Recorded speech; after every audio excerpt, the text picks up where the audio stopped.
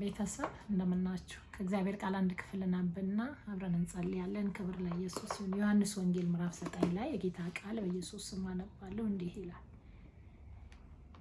ሲያልፍም ከመወለዱ ጀምሮ እውር የሆነውን ሰው አየ። ደቀ መዛሙርቱ መምህር ሆይ ይህ ሰው እውር ሆኖ እንዲወለድ ኃጢአት የሰራ ማን ነው? እርሱም ወይስ ወላጆቹ ብለው ጠየቁት። ኢየሱስም እንዲህ ብሎ መለሰ፣ የእግዚአብሔር ሥራ በእርሱ እንዲገለጥ ነው እንጂ እርሱ ወይም ወላጆቹ ኃጢአት አልሰሩም። ቀን ሳለ የላከኝን ሥራ ላደርግ ይገባኛል። ማንም ሊሰራባት የማይችልባት ሌሊት ትመጣለች። በዓለም ሳለው የዓለም ብርሃን ነኝ። ይህን ብሎ ወደ መሬት እንትፍ ባለ፣ በምራቁም ጭቃ አድርጎ በጭቃው የእውሩንም ዓይኖች ቀባ። ሂድና በሴሎም መጥመቂያ ታጠብ አለው። ትርጓሜውም የተላከ ነው። ስለዚህም ሄዶ ታጠበ፣ እያየም መጣ። ጎረቤቶቹም ቀድሞ ሌላ ምን አይተውት ቀድሞም ሲለምን አይተውት የነበሩት ይህ ተቀምጦ ይለምን የነበረ አይደለምን አሉ። ሌሎችም እርሱ ነው አሉ። ሌሎችም አይደለም እርሱ ይመስላል እንጂ አሉ። እርሱ እኔ ነኝ አለ።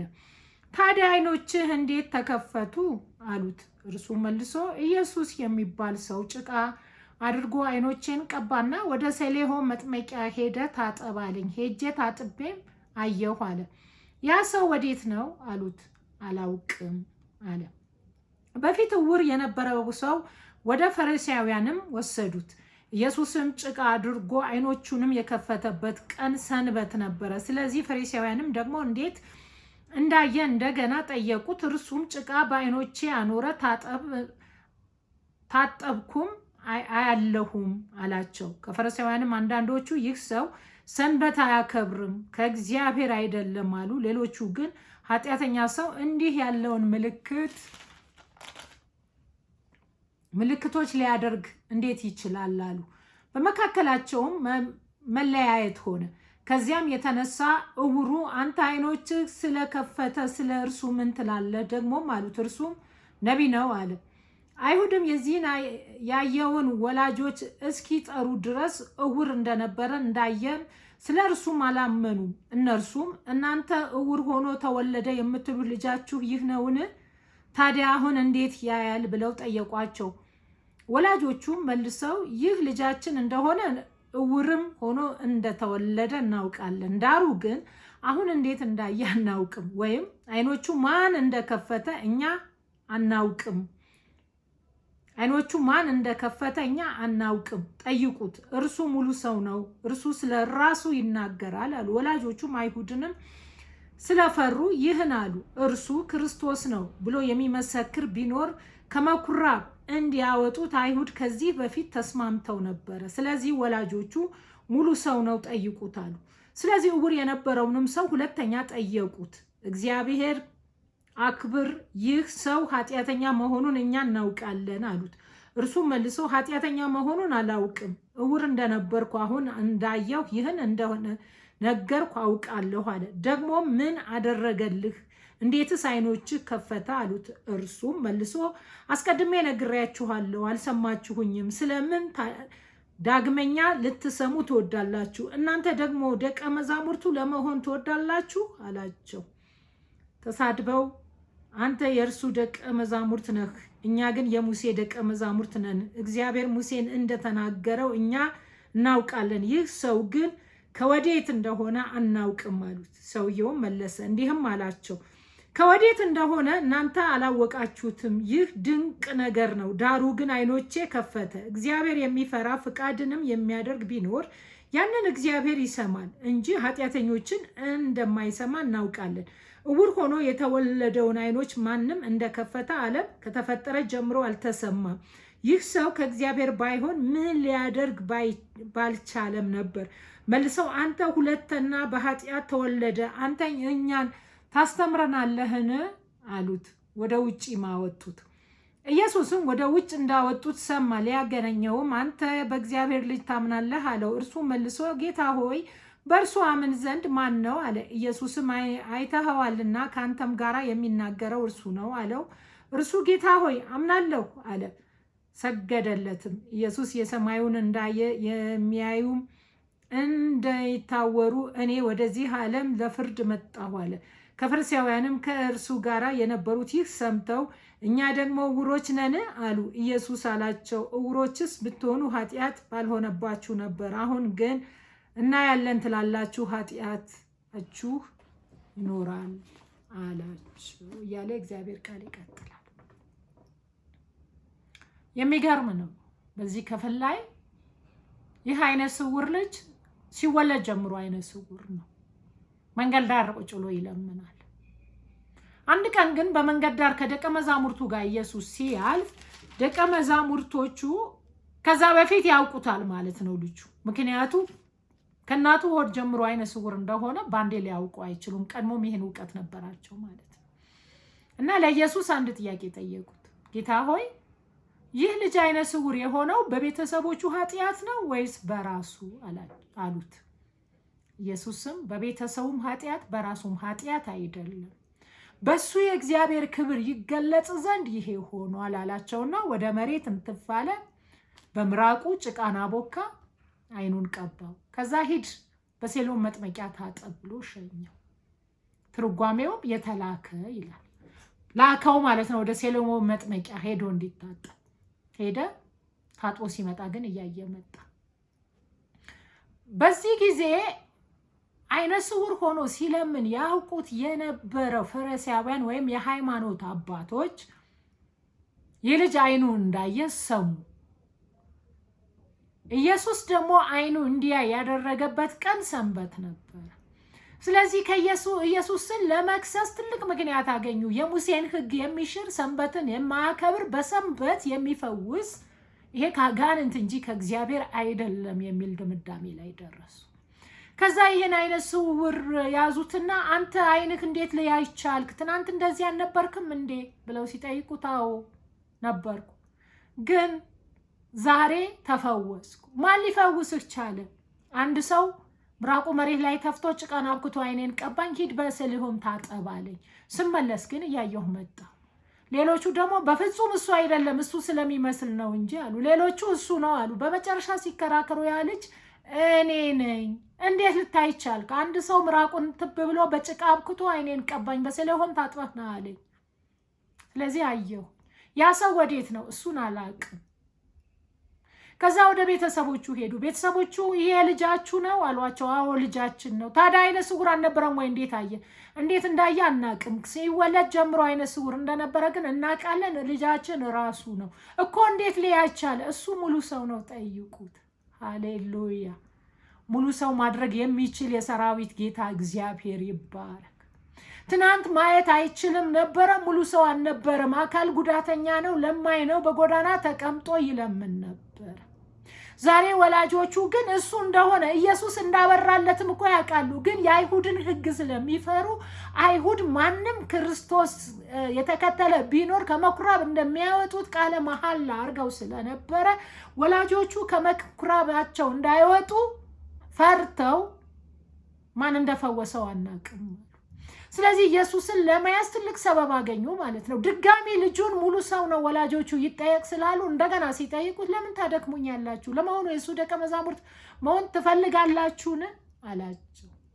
በዚህን ጊዜ ተሳድበው ከጉባኤያቸው አስወጡት ይላል። የሚገርም ነገር፣ ከጉባኤያቸው ካስወጡት በኋላ ወደ ኢየሱስ ሲሄድ ኢየሱስን አገኘው። ኢየሱስ ምን አለ? ሰማ። ከጉባኤ እንዳወጡት ወደ ውጪ እንደጣሉት። ከዛ ኢየሱስ ወደዚህ ሰው መጣ። አንተ በእግዚአብሔር ልጅ ታምናለህ አለው።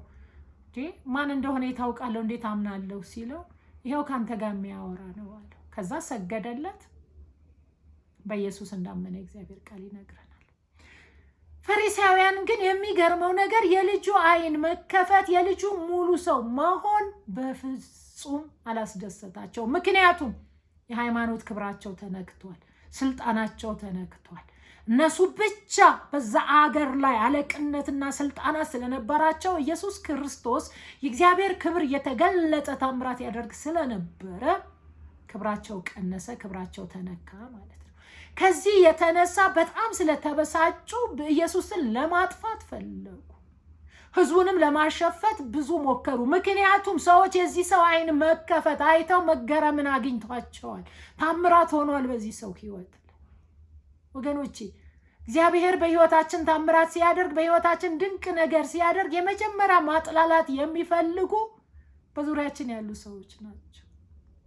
ለራሳቸው ክብር የሚጠነቀቁ፣ ለራሳቸው ከፍታ የሚጠነቀቁ። ከዛ በኋላ ኢየሱስን ለማጥፋት እነዚህ ሰዎች በብዙ መፈለግ ጀመሩ። ግን የሚደንቀው ነገር የእግዚአብሔር ታምራት በዚህ ሰውዬ ላይ ሆኗል። ምንም የማያሻማ ነገር። ደቀ መዛሙርቶቹ እንኳን ጥያቄ ጠይቀዋል እኮ ይሄ ሰው ሲወለድ ጀምሮ አይነ ስውር የሆነው ወላጆቹ በሰሩት ኃጢአት ነው? እሱ በሰራው ኃጢአት ነው? ግን ኢየሱስ ምን አላቸው? ወላጆቹም ኃጢአት አልሰሩም፣ እሱም ኃጢአት አልሰራም። የእግዚአብሔር ክብር በሱ ይገለጽ ዘንድ ነው። በዚህ አካባቢ መነጋገሪያ ይሆን ዘንድ ነው። እግዚአብሔር ታምራት ያደርግ ዘንድ ነው። ብዙዎች የእግዚአብሔር የማዳን ጉልበት ባይናቸው ያዩ ዘንድ ነው አለ። ሃሌሉያ። ዛሬም ነገራችሁ በብዙ መንገድ ሙሉ ሰው እንዳትሆኑ የከለከላችሁ፣ ያጎበጣችሁ፣ ያስለቀሳችሁ፣ ያሳዘናችሁ ሰዎች እኔ መልእክት አለኝ። ይሄ ሰው ለማኝ ነው። መንገድ ዳር ተቀምጦ የሚለምን ትውልድ የሚያውቀው በልመና ነው። ሌላ በምንም አያውቀውም። ሲለምን ነው የሚያውቁት። ግን ኢየሱስ በመጣስ ጊዜ ቀንበሩን ሰበረለት፣ ጨለማው ገፈፈለት፣ እኩል ከሰው አረገው። ወላጆቹ እንኳን እሱን ጠይቁት ሙሉ ሰው ነው እስኪሉ ድረስ ሃሌሉያ። ሰራዊት ጌታ እግዚአብሔር በህይወታችን ይመጣል፣ ሙሉ ሰው ያደርገናል። ምንድነው ያስለቀሰን? ምንድነው ያጎበጠን? ምንድነው አልንከባለል ያለን? ይህ ሰው ሲወለድ ጀምሮ አይነ ስውር ነው። የሚገርም ነው። ዛሬ ግን ሙሉ ሰው አስብሎታል የእግዚአብሔር ታምራት። በህይወታችን ግራ ያጋባን ነገር የእግዚአብሔር ክብር ይገለጥበታል። አንዳንዴ ጸልየን ጮኸን እግዚአብሔር ፈልገን ሳናገኝ ሳይሰማን የቀረ ነገር በእኔና በእናንተ ዘንድ የኖረ የሰነበተ የከረመ ለወላጆቻችን፣ ለቤተሰብ፣ ለዘር እንኳን አንገት መድፊያ ምክንያት የሆነ ታሪካችን ሰራዊት ጌታ እግዚአብሔር ወደ ህይወታችን ሲመጣ ታምራት ይሆናል። ወደ ህይወታችን ሲመጣ ድንቅ ነገር ይሆናል። መነጋገሪያ ይሆናል።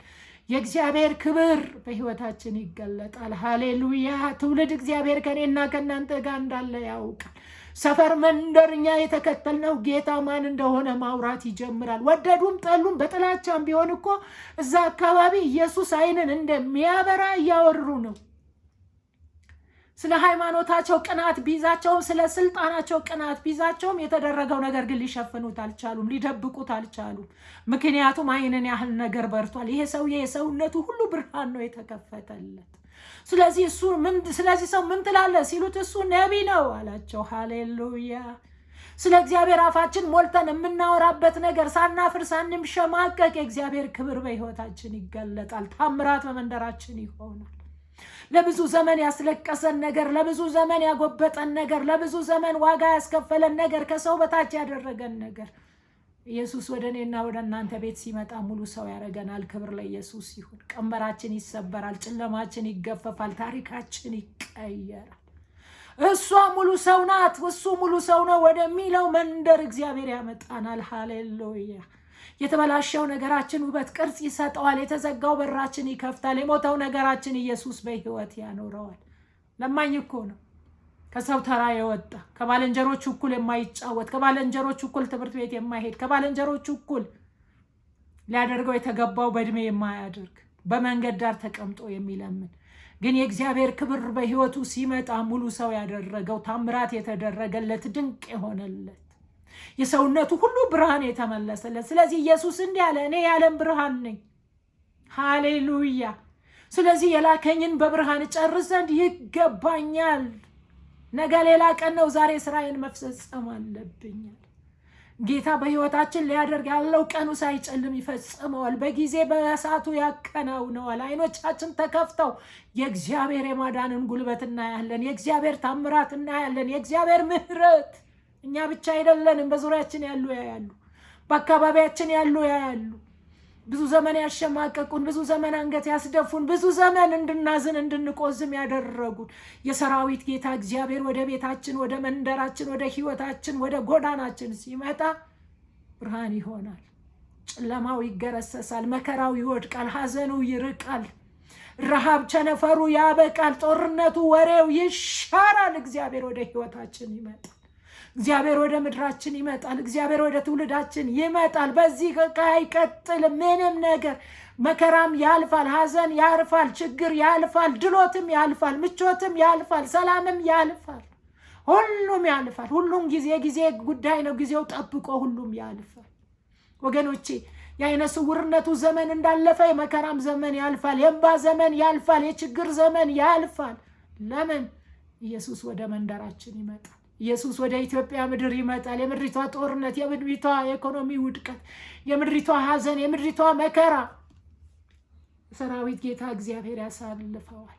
ወገኖቼ የማዳን እጁ ወደ ቤታችን ትመጣለች። እኔና እናንተ ብቻ እግዚአብሔር በማወቅ በመፍራት ስፍራችን ሳንለቅ እንቀመጥ እንጂ። ይሄ ሰው የዛነት ከልመናው ቢጎል ኖሮ ወደዛ መንገድ ዳር ባይወጣ ኖሮ ኢየሱስ በዛ ሲያልፍ እዛ ቦታ ላይ ባይኖር ኖሮ ታምራቱ ያልፈው ነበር። ልማድ አለው ሰውየው የሚለምንበት ቦታ። እኔና እናንተ ደግሞ እግዚአብሔር የምንለምንበት ቦታ ልማድ አለን። ከመሰዊያችን አንታጣ፣ ፊቱ ከመፈለግ አንታጣ፣ መጾም መጸለይ አንተው። የሰራዊት ጌታ እግዚአብሔር ወደ ጸሎታችን ይመጣል፣ ወደ ልመናችን ይመጣል፣ ወደ ጩኸታችን ይመጣል፣ ወደ ታሪካችን ይመጣል። ሃሌሉያ! ኢየሱስ ክርስቶስ ያድናል። ሰውየው እኮ ከስፍራው ቢታጣ የዛለት አካባቢ ልቀይር ቢል የዛለ ልመና ይቅርብኝ ብሎ ታክቶ ቤት ቢውል ኖሮ ኢየሱስ በዛ ሲያልፍ አያገኘውም ነበር። ከስፍራው ስላልታጣ ግን የህይወቱ ታምራትን የሚደረግበት ቀን፣ አይኖቹ የሚበሩበት ቀን፣ የሰውነቱ ብርሃን የሚመለስበት ቀን መጣ። ዛሬም መሰዊያችን ላይ እንገኝ። እግዚአብሔር መፈለጋችንን እንቀጥል፣ በፊቱ መጮኻችንን እንቀጥል፣ እንጸልይ፣ እንጹም። እግዚአብሔር ወደ ድንኳኑ ይመጣል። ሃሌሉያ! መከራችን ተረት ተረት ይሆናል። ሐዘናችን ተረት ተረት ይሆናል። ሮሯችን፣ ጭንቀታችን፣ ነቀፌታችን ተረት ተረት ይሆናል። እሱ የሰራዊት ጌታ እግዚአብሔር ክብሩ በህይወታችን ይገልጣል። ታምራት በቤታችን፣ በመንደራችን፣ በህይወታችን፣ በቤት በጓዳችን፣ በዘር በማንዘር በትውልዳችን የእግዚአብሔር እጅ ስትመጣ የመከራ ምንጭ ይደርቃል። ግራ ያጋባን መፍትሄ ያገኛል። ሐዘናችን ከላያችን ላይ ይገረሰሳል። መከራችን ከላያችን ላይ ይንከባለላል። እኔና እናንተ ድርሻ ስፍራችን አንልቀቅ፣ በስፍራችን እንገኝ። ፊቱ መፈለጋችን፣ መጾም መጸለያችን አናቋርጥ። የእግዚአብሔር ክብር ዛሬ ባስለቀሰን ነገር፣ ዋጋ ባስከፈለን ነገር፣ ባጎበጠን ነገር ይገለጣል። ክብር ለኢየሱስ ክርስቶስ ይሁንለት። ወገኖቼ ሐዘናችን ወደ ደስታ እግዚአብሔር ይቀይረዋል። ይህ ሰው ከዚህ በኋላ የሚያዝን ይመስላችኋል? ይህ ልጅ ከዚህ በኋላ የሚቆዝም ይመስላችኋል?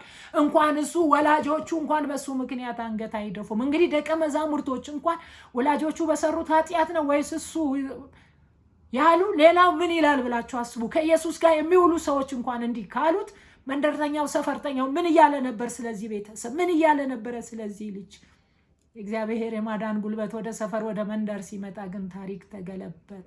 መነጋገሪያ ሆነ። እሱ ነው እሱ አይደለም፣ ጭራሽ ለክርክራቸው ምክንያት ሆነ። ዛሬም ነገራችን እግዚአብሔር ይቀይረዋል። በእውነት ታመን ባልጋ ላይ ያለን ሰዎች ፈውሳችን እግዚአብሔር ፈጥኖ ያመጣዋል። ሐዘንተኞች ሐዘናችን እግዚአብሔር ያጽናናናል። መከራ የበዛብን ምድረ በዳችን የጠነከረብን የሰራዊት ጌታ እግዚአብሔር ምድረ በዳችን ያለመልመዋል።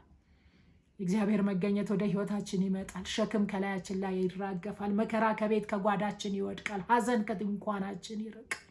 እኔና እናንተ ከስፍራችን አንታጣ። በነገሮቻችን ላይ የእግዚአብሔር ክብር ይገለጣል። አምነን እንጸልይ፣ አምነን ፊቱን እንፈልግ፣ አምነን በሰራዊት ጌታ በእግዚአብሔር ፊት ብቻ እንትጋ። እኔና እናንተ ነገሮች ትተን ፊታችን ወደ እግዚአብሔርን ከመፈለግ አንባዝን። እግዚአብሔር ከመፈለግ ተስፋ አንቁርጥ። እሱ የሰራዊት ጌታ እግዚአብሔር ነው። ድንቅና ታምራት ያደርግልናል፣ ቸርነት ያደርግልናል፣ በጎነት ያደርግልናል። እህት ወንድሞቼ፣ የተዘጉ በሮቻችን ይከፈታሉ። የሞተው ነገራችን በህይወት ይኖራል። የተበላሸው ነገራችን ውበት ቅርጽ ያገኛል። እኔ መልእክት አለኝ። ይህ ከመወለዱ ጀምሮ አይነ ስውር የነበረው ሰው የኢየሱስ ወደዛ መንደር መምጣት የዘመናት ቀንበር ነው የሰበረለት። እኔና እናንተም ቀንበር እግዚአብሔር ይሰብረዋል። በዚህ አጋጣሚ ይሄን ጌታ ማታዩኑ ወደዚህ ጌታ፣ ይሄ ጌታ ይወዳችኋል። እሱ የምሕረት አምላክ ነው፣ ያድናችኋል። ኢየሱስ ክርስቶስ ፍቅር ነው። ከዘላለም ሞት ወደ ዘላለም ህይወት ያሻግራል። እሳቱ የማይጠፋ ትሉ የማይሞት ሲኦል የሚባል ጉድ አለ። እህት ወንድሞቼ፣ እናት አባቶቼ፣ ፈቅዳችሁ ፈርማችሁ ወደዚህ እሳት አትውረዱ። ኢየሱስ ክርስቶስ ያድናል። ዛሬም እጁ ዘርግቶ ኑ ህዝቤ ይላል። ኑ ትውልዴ፣ ኑ የልጄ ኢየሱስ ክርስቶስ ደም በቀራንዮ በአደባባይ አፍስሼልሃለሁ፣ አፍስሼልሻለሁ ልጆቼ ኑ ይላል ኢየሱስ። ኢየሱስ ያድናል። ኢየሱስ እውነት፣ መንገድ፣ ሕይወት ነው። በሱ በቀር ወደ አብ መግባት አይቻልም። የትኛው መልአክ እኔ ነኝ አላለ። እኔ ነኝ ያለ ኢየሱስ ብቻ ነው። እኔ እውነት፣ መንገድ፣ ሕይወት ነኝ፣ በእኔ በቀር ወደ አብ መግባት አይቻልም ያለው ኢየሱስ ብቻ ነው። የትኛውም የመጽሐፍ ቅዱስ እኔ ነኝ ያለ ከኢየሱስ ውጪ ሌላ የለም። ስለዚህ ኢየሱስ ይወደናል፣ ይወዳችኋል። የመዳን ቀን ዛሬ ነው። ንስሐ እንግባ፣ እንመለስ፣ ከእግዚአብሔር ጋር እንስማማ፣ እንታረቅ። ይህ የእግዚአብሔር መንገድ ስተን በራሳችን ፍቃድ፣ በራሳችን ሐሳብ፣ በራሳችን ምኞት የምንሄድ ሰዎች እንመለስ። የዘመኑ መጨረሻ ላይ ነን። ኢየሱስ በደጅ ነው። ምጽአቱ ቀርቧል። ንስሐ እንግባ፣ ከእግዚአብሔር ጋር እንታረቅ፣ እንስማማ፣ የወደቅን እንነሳ፣ ያዘንን እንጽናና፣ የተፍገመገምን እንቁም። ኢየሱስ ያድናል። ወደ ጌታ እንምጣ ወገኖች። ንስሐ እንግባ፣ ከጥፋት መንገድ እናምልጥ። አውሬው ብቻውን ሲሆን እንዳይወርድ ትውልዱን በገንዘብ በተለያየ ነገር